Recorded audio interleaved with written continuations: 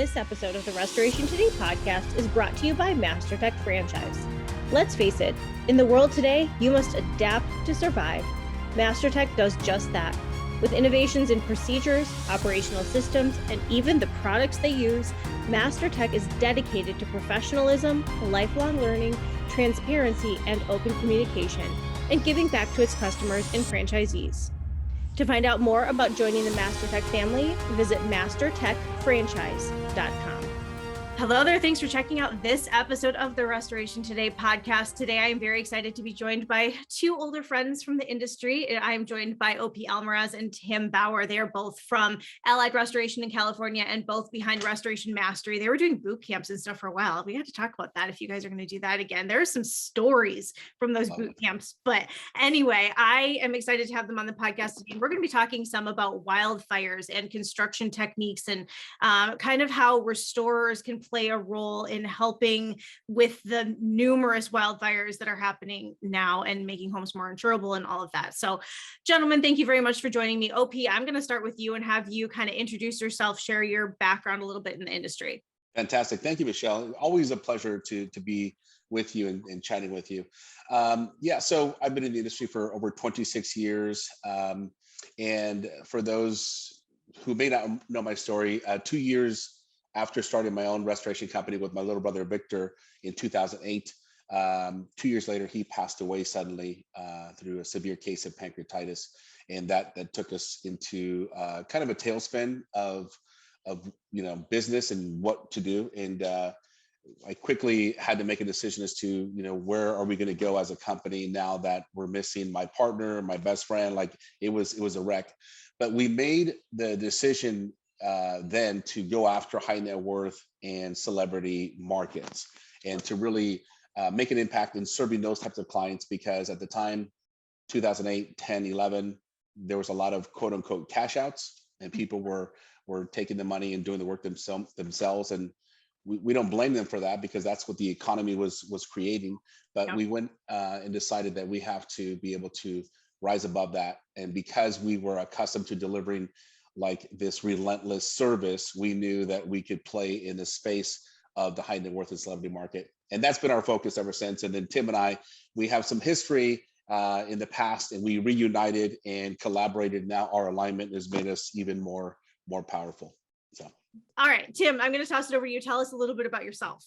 Yeah, so I got into the disaster restoration business in 2003 after a series of wildfires impacted LA and San Bernardino County, as well as a huge part of the San Diego area. And I actually got my start in this industry as a dreaded fire chaser. So I was public enemy number one out there for everybody involved for a really long time. And then OP and I connected. He was VP at a company that we were using for contents restoration. And I ended up working over there after the chasing company I went to went out of business. And I love disaster restoration. My specialty is really in sales and marketing within the disaster restoration industry. I'm not necessarily the estimating guy. I'm more the guy that helps companies increase their sales, increase that. OP and I have been working together now at Allied Restoration now for about 8 years. As he mentioned, when I first came on, the vision that he had built was that we were going to be the premier company to serve the private client, the high net worth client, the celebrity individual.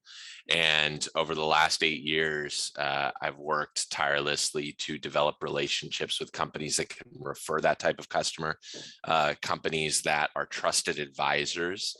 And I've educated myself and my team on how do we become that trusted advisor? How do we work inside of these environments? Because they are specialized, they are unique. And more than everything, I just love the restoration business. OP and I also own Restoration Mastery, and we're really excited. In the last few years, we've started to talk more and more, not just about wildfire restoration, but also about wildfire prevention and mitigation due to some of the challenges that the Californian insurance market is experiencing currently. Okay, so let's dive right into that. And I don't know which one of you wants to take which question, so I'll let you two volley between that. But what are some of the trends that you've seen unfolding when it comes to wildfires in California over the last few years? Yeah, so it's a great question. So what's happened over the last 5 years is almost every major wildfire event is becoming the largest wildfire in recorded history. So of the 10 largest wildfires in recorded history in California, 7 of them have happened in the last 5 years. We're having enormous problems down here. Not only are the wildfires getting larger, but they're also becoming more frequent. Our wildfire season used to be 10 to 12 weeks. It's extended out by 3 to 6 weeks, depending on the study. And by all indication, within the next couple of decades, we're experiencing a year-long wildfire season. In fact, you look at Boulder, Colorado last year, or was it early this year? It literally a couple days after they're experiencing a massive wildfire, it's snowing there. So normally wildfire events are happening in the peak of heat. Everything's dry. They're just happening all the time now. What that has resulted in is one of the hardest insurance markets that the state of California has ever experienced. Some carriers are spending $2 to $4 for every dollar that they're collecting right now. And we know that there's one thing we know about insurance companies, and that is that they do not lose money. They don't believe in losing money. They will leave marketplaces if they start to lose money. And so last year, we actually saw one of the largest high net worth insurance companies leave the state of California in AIG. So they've left. They're no longer writing admitted policies in the state of California. And by all expectations, we're going to see other high net worth carriers leave the state. The brokers that we work with on a daily basis are literally unable to bind coverage in areas like Malibu and the west side of Los Angeles that may be adjacent to wildfire zones. So what is that going to look like if homes aren't insurable and you have these major multi-million-dollar massive mansions in these places that you're talking about? What is that going to look like for restorers and homeowner, everybody? Yeah, I would add, and Tim, you can jump in after, but what it's going to look like is the insurance industry is right now getting super creative from the standpoint of they're putting limits on wildfire. Like we have one that's $60 million property, and their rates quadrupled from the previous year. And some people don't feel bad for people like that, right? You got a $60 million property, your rates quadruple, no big deal, but it is a big deal. It still really is. Yeah.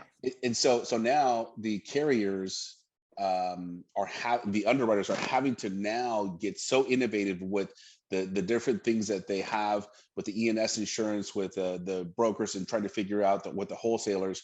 There's many wholesalers on the back end getting creative to say, the policy is held by X, but the insurance carrier is minimizing their risk because they're wholesaling everything else out and say, hey guys, I need other people to help me with this. So in one case that we just had recently, we had the insurance carrier basically limit the coverage of the wildfire limitations to only $1 million in a multi-million-dollar home. And so that creates a problem, because if you have a wildfire that comes through, $1 million is not going to do much at all. But the carriers are having to say, hey, this is what you've got. This is one option, take it or leave it. The rest of it, water damage, wind, all that, we can still insure, but there's some limitations. So there's a lot of creativity. And hopefully, I hope that this creates some good competition with some carriers that really do their due diligence and say, hey, look, we're looking at all the different things that we can manage risk with. And here's an opportunity where everyone else is saying, no way, I'm not going to take it. Someone else says, I'm going to charge a little bit more, but I'm going to capture this market, and hopefully they can come in and really make an impact. Yeah, and I think that there are a lot of fears about what could happen in the next few years in the insurance market here in the state of California. One of the quote unquote safety nets is we have an institution called the California Fair Plan here that is funded by the major insurance carriers here in the state of California. It's basically a catch-all that you can buy California Fair Plan insurance if no one else will cover you.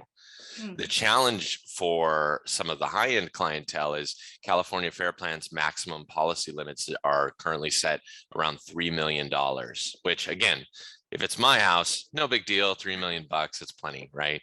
But the kind of properties that we typically see on the west side of Los Angeles, like OP mentioned, we have a $60 million property. I think that property is it's going to sell for closer to 90 million, but that's including the land, obviously. But to rebuild that property would take significantly more than $3 million. $3 million would be completely insufficient. So what we're going to end up seeing in the short term is we're likely to see a lot of these high-end clients self-insure. And if you're new to our industry, self-insurance is a really fancy way of saying you're just going to pay for it yourself out of your pocket, right? And, for most of these clients, they can afford to do that. They're not house poor for the most part. But the challenge we run into is also their interior assets, because if you're in a home, if you've never worked on a home that's like a 50 or $60 million property, as expensive as that sounds, we oftentimes see the contents inside those homes worth 10 to 20 times more than the actual property itself, because of things like artwork and rare, like, we're in a house a couple of months ago where we see literally a Tyrannosaurus Rex head. Not the skin, but obviously the bones. Like the guy has a dinosaur head. Like I wouldn't even begin to know what that would cost to replace, right? What is the depreciation? Yeah, exactly. It's like this thing's 50 million years old. I don't know what the depreciation works out to, but I imagine it's a lot. So we have things like this that are just not going to be properly insured unless, like OP mentioned, the underwriters start to get a little bit more creative, or more importantly, how can we help the insurance companies properly assess risk? Because the same thing that COVID has done to the life insurance market, all of a sudden this has created a wildly varying view of the way that these homes are rated.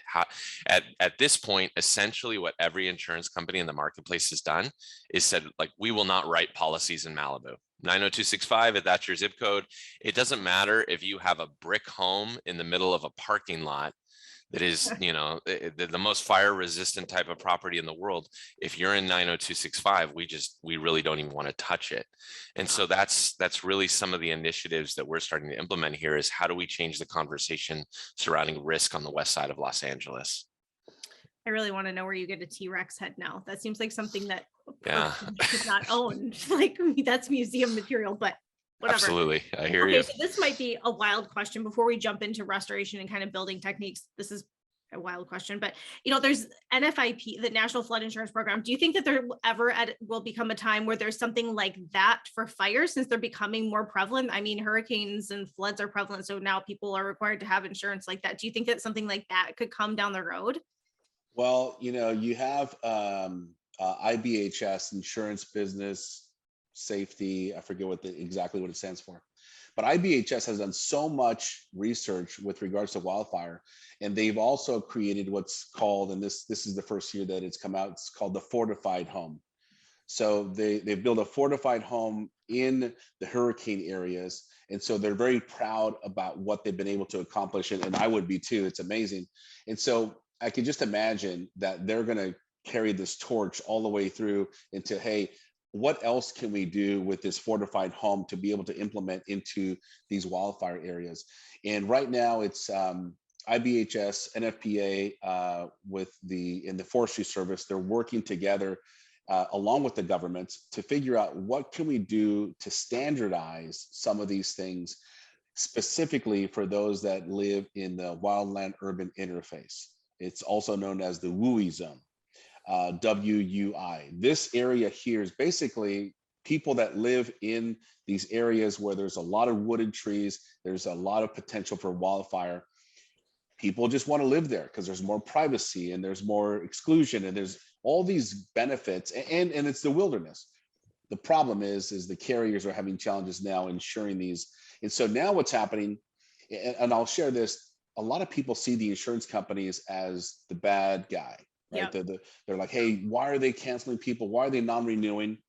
And why are their rates increasing? Well, like Tim said earlier, they're spending $1.70 and getting $1 back. Like that's a lose-lose situation. But I applaud them for sticking to their guns, because one of the major reasons, I should say, that the homeowners are now getting the awareness of, I've got to do something to help manage my own risk from wildfire. The only reason they're doing that is because they're being non-renewed and the rates are going up. Now it hits their pocketbook. Now they're really concerned. What do I have to do? Tell me what I got to do. I'll just do it to make sure that you give me the insurance. This is a key component where it's caused a lot of leverage for the homeowner and for this wildfire prevention situation to really get traction. And so I applaud the carriers for doing that. I think it's going to be something that it's going to be a while before they have real solutions. But to answer your question, Michelle, I think that, IBHS is there's going to come a time where there's going to be some type of a wildfire resistant home, if you will. Okay. All right. So let's talk about that. I'm curious, at what point did Allied start looking into, all right, there has to be better ways that we're rebuilding and helping with the putback of these structures that are being damaged? Like, what kind of research did you do to look into building techniques that you can help kind of make more sustainable structures? Yeah. I'll go back even further as to why we did it. Like, we were getting calls from our insurance brokers saying, hey, can you guys do a wildfire assessment? And we're like, what's that? Like, what are you talking about? Yeah, it's this report that just kind of talks about the vulnerabilities of the home. And then that caused us to begin the research. In addition to, I was evacuated from my home a few years back, and I'm like, okay, why is this happening? What's going on? And so all that put together was like, it put us into a focus of determining what can we do to be a part of the solution. And then the research began. This is about 2 years now of hardcore research, and now being able to put together a program where we can assist our insurance brokers and the homeowners in being able to put something like that together. But essentially, we're assisting with trying to make the home more wildfire resistant.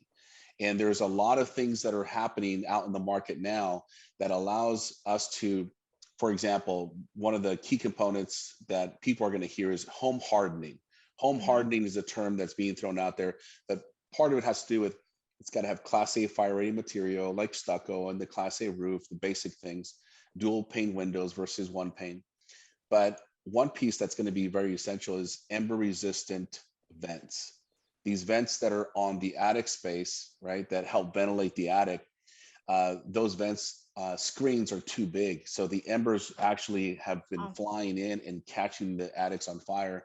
That's why we will see, you see a wildfire on television, but you start to see these other spot fires begin to happen in other areas. And it's because the embers are carried by the wind, and the embers are pushing themselves into these types of vents and catching the attics on fire. And the homeowner doesn't even know their house is on fire until you have an issue. But these types of techniques are happening with regards to being able to help. And I got to tell you, this is for the restorers. This is an opportunity. Like Michelle, we're able to talk to carriers that would never talk to us before as a restorer, right?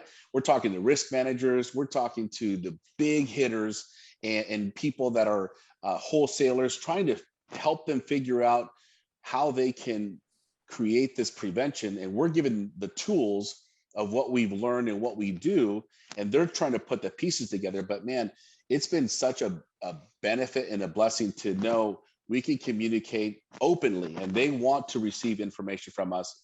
Whereas a restorer, like, I got plenty of you guys. I don't need to talk to another one. Stop calling me. This one is like, hey, what else do you got? We need help. How can you help us? How can we collaborate? The beauty is we go to the homeowner, we help the homeowner, and we actually make sure that we communicate to the homeowner, Mr. and Mrs. Jones, we're doing these things for you. Here's what you need. Great. In addition, we do all of these other services as restorers. So when the wildfire goes through there, and hopefully their home is not impacted, but there's smoke in the neighborhood and there's smoke in their home, we're going to be the first ones they call, because we've already communicated with them and consistently, this is what we do, Mrs. Jones, we can help you. We actually will give them alerts when there's a wildfire coming near their area. We're texting alerts. Heads up, here's what's coming. Here's the techniques of what you have to do. Evacuation is a key component, so please don't ignore that. But when the wildfire then goes out, we're also communicating as to next steps of what we can do. So really, it's a complementary piece to our restoration business. And it's such a great opportunity that we're looking forward to seeing. I mean, I'm not looking forward to the wildfires impacting California, but it's going to happen. It's going to happen, and someone needs to be there to help these people. Yes. Yeah.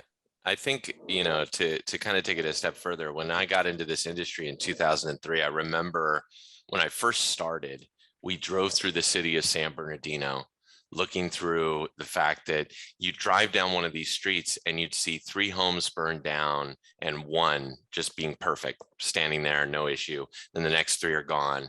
And I remember the gentleman that hired me, that got me into this industry, he said, it's like the hand of God comes through these neighborhoods and just decides which houses are going to keep standing. And at the time, I remember, first of all, praying and thinking, let my house never be the one that you take, Lord, Yes. But the other thought that immediately arose is that really, it's really that circumstantial as far as which house lasts and which one doesn't, right? And then, of course, as the years have gone on, the IBHS, which is a nonprofit organization, they're charged with scientific discovery of how to reduce property losses. They've started to turn their eye towards wildfires. And what OP's described, the ember-driven fires account for up to 90% of homes damaged in a wildfire are actually damaged by those windblown embers.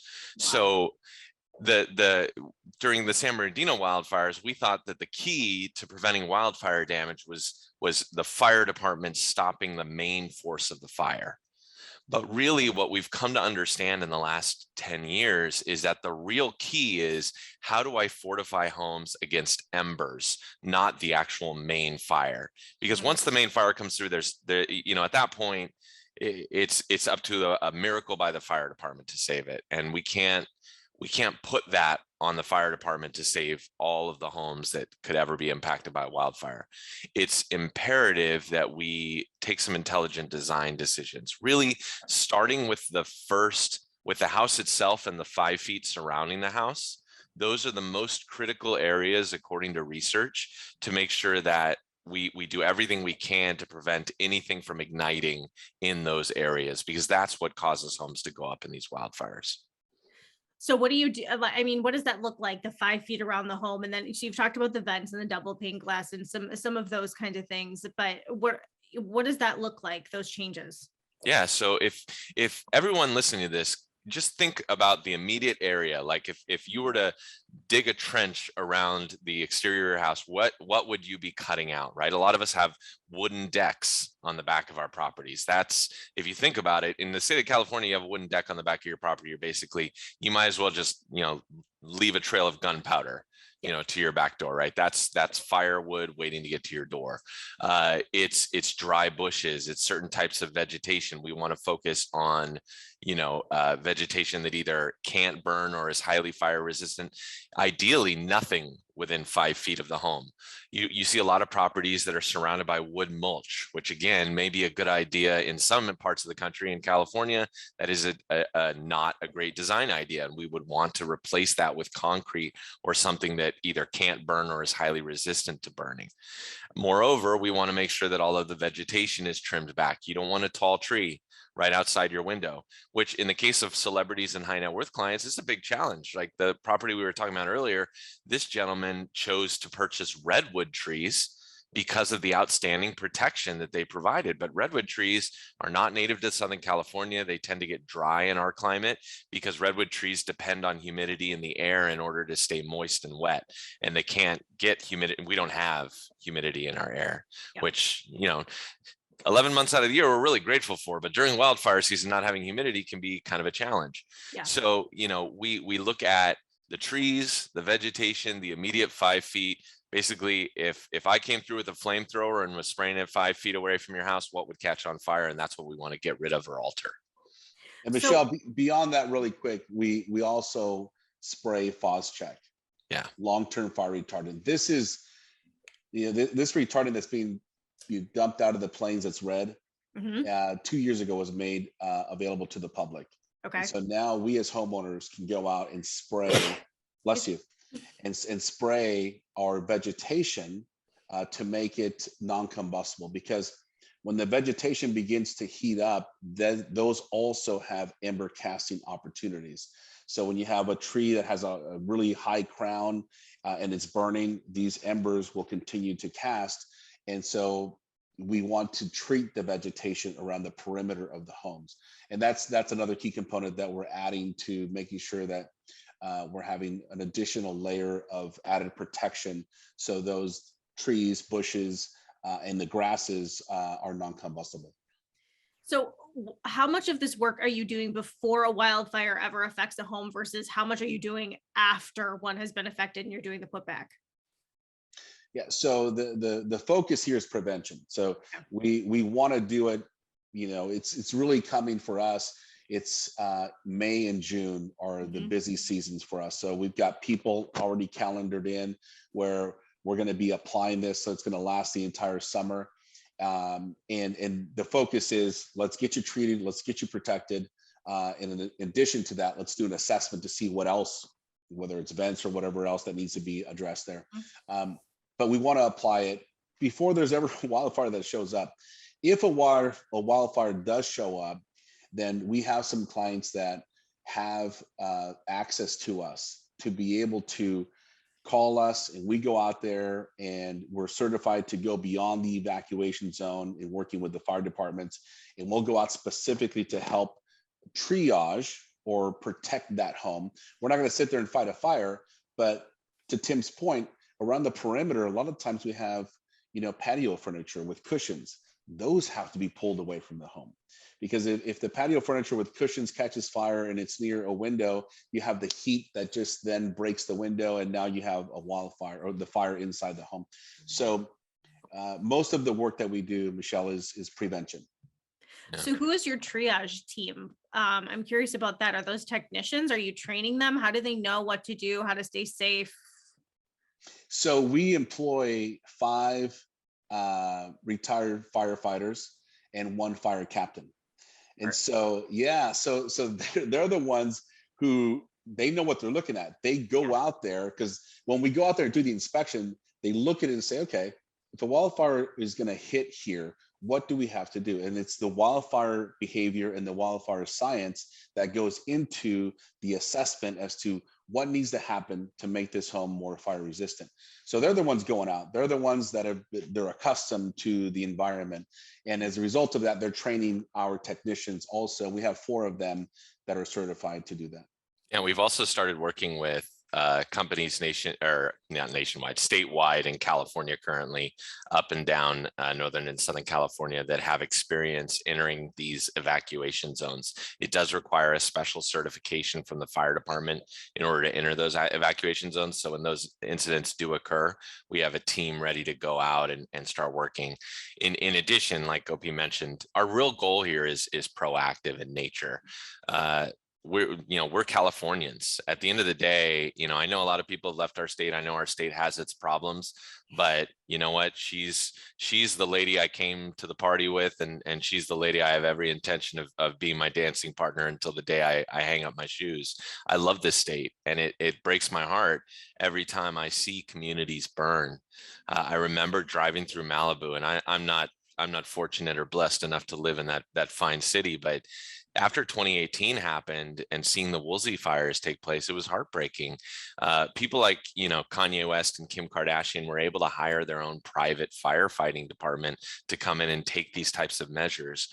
What we're really grateful for is we've created a solution that allows a normal, quote unquote, normal homeowner like me or you to be able to, spray Check proactively and to solicit scientific evidenced advice on how you can protect the sanctuary for you and your family. And these solutions are becoming less expensive and more accessible for the everyday homeowner. And we're excited to have any part in bringing that to the retail public. Okay, so I feel like this question has kind of been answered, and this is going to be a little bit repetitive, but I want to hear what your response is to it. So what would you say to other restorers in California? What is our responsibility as the restoration industry to help prevent and look out for property owners in California and elsewhere? I mean, like you were talking about the Boulder fire, there are wildfires happening everywhere, not just in California. So what is the restorer responsibility in this to help customers prevent this from happening? Yeah, I have to tell you how much I appreciate that question, because traditionally restorers have not felt a responsibility to get into the prevention industry. And in fact, I remember we have these water supply shutoff valves that are starting to become increasingly popular. A lot of carriers are actually paying for them to be installed after a claim. And I remember chatting with some restorers about that and hearing restorers say things like, I would never install a device that would decrease the chances that someone would have a claim. And I remember thinking, could you imagine hearing a doctor say that? Like, oh, I'm never going to tell you to eat healthy because every time you have a heart attack, it helps me buy a new vacation home. Like the attitude of we don't have a role in prevention is so short-sighted and so anti-service and anti-everything that I feel like we should stand for as an industry.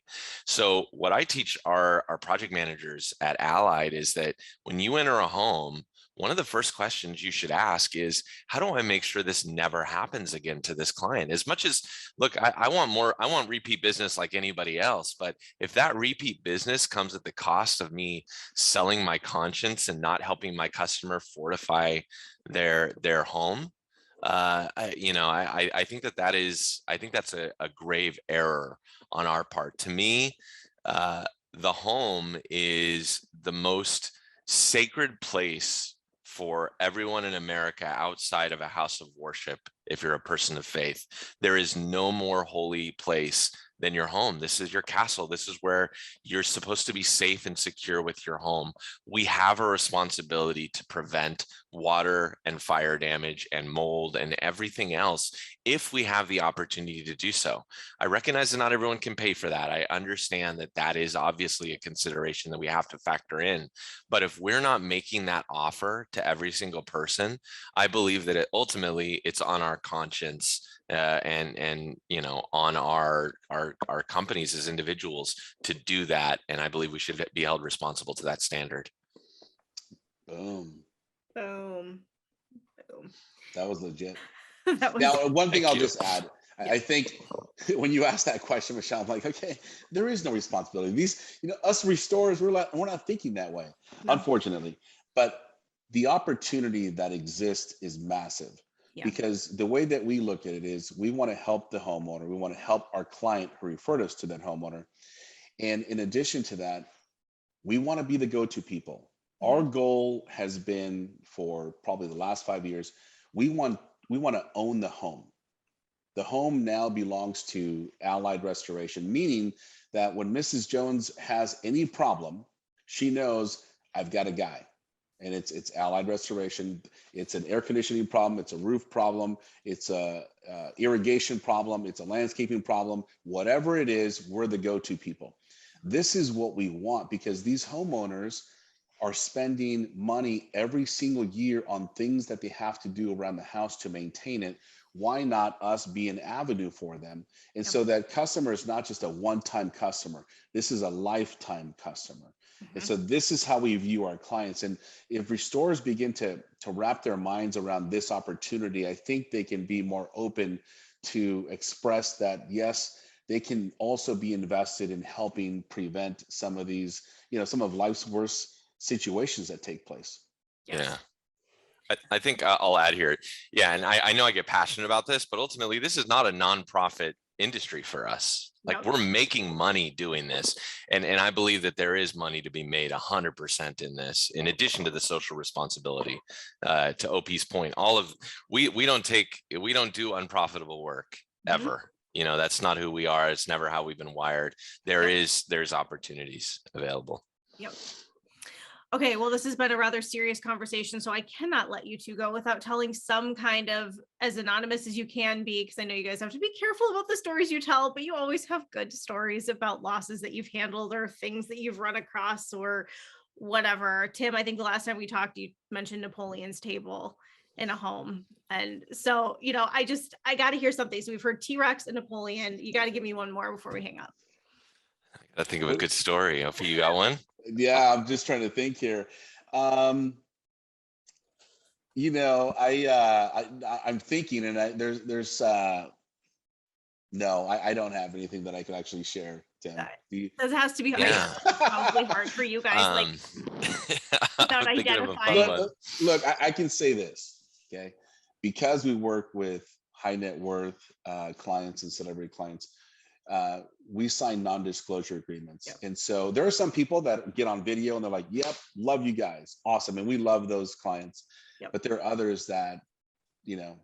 they don't want to be seen. They don't want to be heard. But I can tell you this, having that kind of responsibility from inspecting the job to working on the job, all the workers, they all have to sign NDAs. That responsibility is so massive. Mm-hmm. I can tell you that I saw something, an interaction by a celebrity with other people that to me, and they were looking right at me as this is happening, and we're having a conversation while this is happening in the background. And I'm like, why am I seeing this? I should not be here, but I'll take that to the grave. Right? Okay. That's just the way that it. A ridiculous teaser story. Yeah, everyone is imagining a completely different thing right now. Exactly. You see a murder, But it's crazy because this is a level of responsibility that we had to get accustomed to work with. And for those that would consider working with high net worth and celebrity markets, it's training for our staff to make sure that we're able to exist and maintain that level of expectation for our clients, because privacy and time are the biggest components for them that they really, really respect and they want and they require. So I don't know if that gave you some time to think of a story that you can share. Yeah, I mean, one thing I'll say about this is, especially as it relates to wildfires, is I remember after there were fires in 2018 that impacted the city of Bel Air, right? And everybody knows Bel Air. They might know that the Fresh Prince TV show. That's what Bel Air is. It's the highest in neighborhood, and I remember one of the first homes we inspected after they opened the evacuation zone. This was an entrepreneur, not a famous person, but a very, very, very, very, add six more varies, wealthy person. And so as they were coming into their home, it was a husband and a wife. They were empty nesters. Their kids were gone. And as they're coming in the house, they're bringing in suitcases. They had been given an hour to evacuate their home. And they're coming in with these ridiculously heavy suitcases with whatever that they had grabbed in the spur of the moment, leaving their home, not knowing if they would ever see their property again. And I was so curious. I had to know what was in the bags, right? I have no right to ask, but I had to look. And so I asked out of curiosity, I always talk about this, what would you grab from your house if you had 10 minutes? And they opened the suitcases and they were filled with photo albums. And I thought to myself, I have friends that maybe wouldn't feel bad for these people because they're tremendously wealthy. And what problems really happen when you have $100 million in the bank, right? It feels so non-substantial to even have issues. But I learned that day that regardless of how much money you have in your account, regardless of how many square feet your house is, what kind of insurance you're purchasing, what you do for a living, how educated you are or not educated, the most important thing in the world to all of us as homeowners is our family and their safety. And that to me was one of these moments that I'll never forget, because I realized my responsibility that I have as a restorer, as a trusted advisor to all types of people. is to protect them and to protect their families. And Mhm. so while I love seeing T-Rex heads, I once worked on a wall that was made of gold. It had gold tiles, mosaic tiles. I've seen Napoleon's table, and I've been to the mountaintop, and I've met the guy that owned it. But at the end of the day, what really matters to him, her, and everybody in between is family. And so I'm grateful for that lesson. I agree with that. You never really know. You don't know until you talk to the homeowner what matters the most to them, right? I just heard a story, I think last week, of a company that was doing a higher net loss, and the couple had been out of town for months, had a water loss, and like, just, once they found it, it was, disaster. But he was talking to the homeowner, and she's like, there's one thing in my house I care about. One, go to this dresser drawer, open it. And it was a stocking, a Christmas stocking from like the Civil War. So who knows what it was worth or anything, but she's like, I don't care about anything else in my house. I want this Christmas stocking. That is what matters to me. It's a beautiful thing. Yes. Well, gentlemen, thank you very much for your time. It is always a pleasure speaking to you. I hope that you have a great rest of your week. Thank you for everything that you shared and all of your knowledge and wisdom. I appreciate it. Pleasure. Love chatting, Michelle. Thank you. Yep. For more Restoration Today, visit our website, cnrmagazine.com, or find us wherever you get your favorite podcasts.